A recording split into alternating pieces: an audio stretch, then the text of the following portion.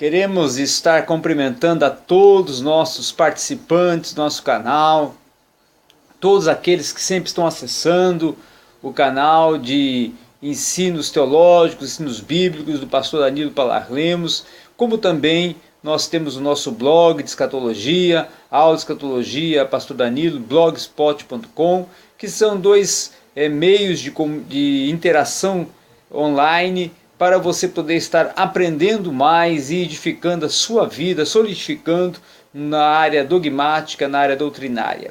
Nós, na aula de hoje, iremos falar um pouco, ou dar uma breve introdução à cristologia.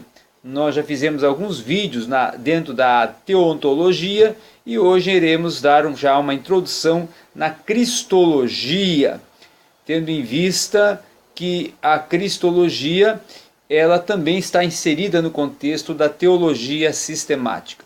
Quando nós trabalhamos a cristologia, essa doutrina que é considerada no aspecto dogmático como a doutrina de Cristo, ela teve no transcurso histórico, ela teve um grande, vamos dizer assim, debate, um grande embargo, um grande conflito, confrontos de ideias, de posições nos seus primórdios, seus princípios. Porque lá, vamos supor, no século 100, século 200, século 300 depois de Cristo, na igreja do primeiro, segundo e terceiro século, nós vamos ter ali alguns momentos de grupos religiosos que surgirão com algumas discordâncias referente à natureza humana e à natureza divina de Cristo.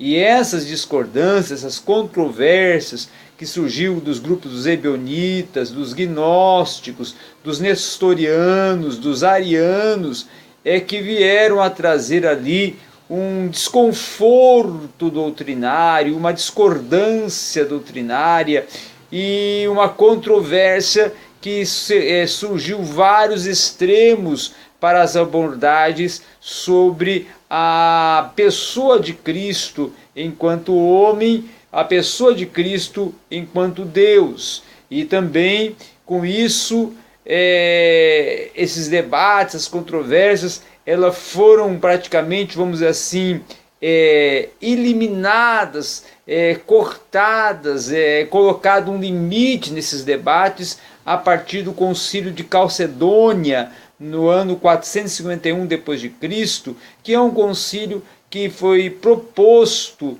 de uma forma muito sábia pelo imperador da época, que ele vem a trazer uma cobrança da igreja de uma posição, e essa posição é organizada a partir do concílio de Calcedônia em 451, que vai definir que Cristo, ou que Jesus, ele era Deus, verdadeiramente homem e verdadeiramente Deus. Ele era então tanto consubstancialmente homem, consubstanciado homem, por isso que no concílio em latim está esse homo,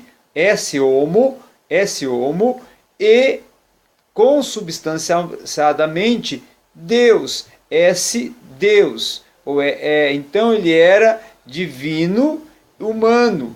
O concílio vai colocar esta posição que mais tarde, quando vai surgir ali no momento de pós-reforma, um debate entre Lutero e Calvino, que Lutero vai defender a questão da transubstanciação no momento da ceia, e aí Calvino vai vamos assim, reaproximar esse debate, enfatizando a posição do Concílio de Calcedônia, quando ele vai defender que Cristo, ele é humano, Cristo, ele é divino, e ele não pode ser tornar o elemento pão e o elemento vinho da ceia não são o Cristo, mas sim símbolos de Cristo. Cristo não está vindo para o pão e não está vindo para o vinho, como ele sendo o pão, ele sendo o vinho, ele tendo se tornado o pão e o vinho, não é? Mas o pão e o vinho são elementos simbólicos. Então Calvino vai dizer, olha, Deus ele encarnou em Cristo e aí tornou-se um Deus 100% homem, 100% divino, que são bases propostas a partir do Concílio de Calcedônia. Então o Concílio de Calcedônia vai dar um norte para surgir os caminhos para a Cristologia. Depois nós vamos ter dentro da Cristologia, seguindo quase a mesma sequência da questão das duas naturezas de Cristo, a humana e a divina, nós vamos ter a questão da pré-existência, que é um outro debate que vai surgir. Porém, nós temos dentro do contexto do Novo Testamento elementos que traz a partir da doutrina dos apóstolos, a partir do ensinamento dos apóstolos e da concepção teológica e doutrinária que tinha a igreja primitiva, ensinada pelos apóstolos sobre a pré-existência de Cristo, defendendo a questão que o próprio João, que está direcionando o seu evangelho, direcionando as suas epístolas para um confronto aos gnósticos, ele vai dizer, olha, ele tem 3 prerrogativas muito importantes que comprovam a sua pré-existência, comprovam que ele já existia desde o princípio. Primeiro, ele é o verbo. E essa expressão verbo, ela está correlacionada com o logos. Então Jesus, como sendo logos é o quê? É palavra, é saber e é razão. Quando nós levamos logos para o aspecto de razão, nós estamos levando ele também para o sentido de conhecimento, do discernimento, do saber. Então a capacidade de entendimento, conhecimento e saber surgiu com o quê? Surgiu com o próprio Deus, a partir de ato da criação, porque ele era, e ele como Logos, ele era a palavra ativa. Então façamos o homem, então ele estava como palavra, como razão, como saber, como conhecer, como entender, compreender, ativo já na criação, sendo a execução, o saber, o alcançar, o obter, o entender, o compreender. Mas além disto, ele também era, como João aplica, o eu sou. Como ele próprio declara 7 vezes no Evangelho de João, ele como eu sou. Então essa expressão ego eimi, eu sou, quer dizer o quê? Ele era o próprio Deus, o Emanuel, o Deus conosco. Então aquele que ele mesmo declarou para os judeus, antes que Abraão existisse, eu era. E aí os judeus questionaram, mas como que tu, sendo um homem com menos de 50 anos, falas de Abraão? E aí ele vai falar, olha, antes que Abraão existisse, eu já era, eu sou o quê? Eu sou o Deus, eu sou o limite, eu sou o norte, eu sou a história, antes da própria história, porque a história começa a partir de mim, não é? O cristianismo não tem um Deus, porque eu sou o Deus abscônditos, ou seja, o Deus como mistério oculto no Antigo Testamento, mas que já existia.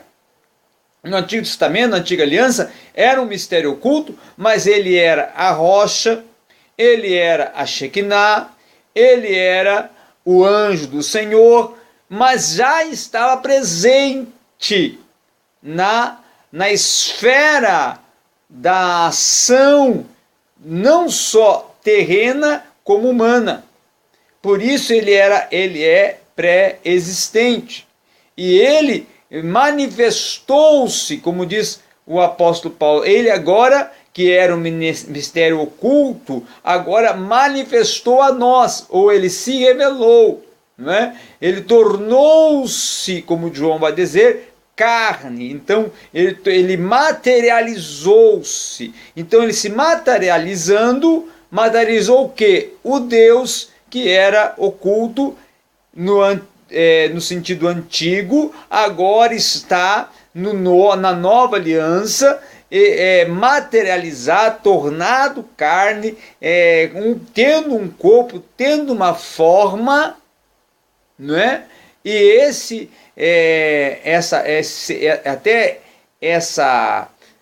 vamos assim, tendo essa forma, nós vamos usar o verbo esquinel. Esquinel quer dizer formar, que formou no grego. Então ele formou, ele tornou-se um tabernáculo formado. Por isso que o João vai usar também o termo tabernaculou, que ele então se tornou o templo, o tabernáculo, agora é efetivado e formado nele, Cristo, e ele agora é o centro de toda a religião, porque a religião é o quê? O homem ligado a Deus, e o Deus agora está presente, ele agora está manifesto, através de quem? De Cristo homem, né? Ou seja, o Deus humanizado.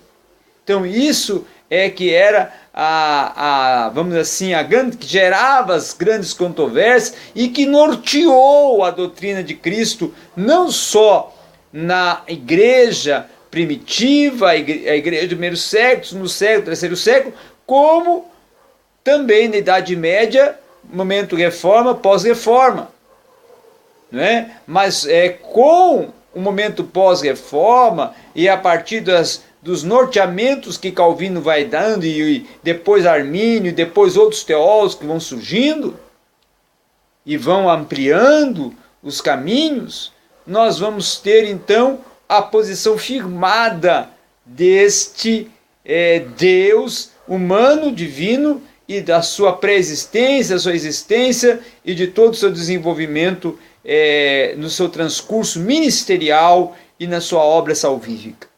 Então isso que é vamos dizer, um panorama geral do que vai tratar e do que estuda a Cristologia, a doutrina de Cristo. Nós queremos agradecer a todos e sempre esteja ligado, participando conosco e aprendendo mais para ser mais solidificada a sua fé. Até a próxima.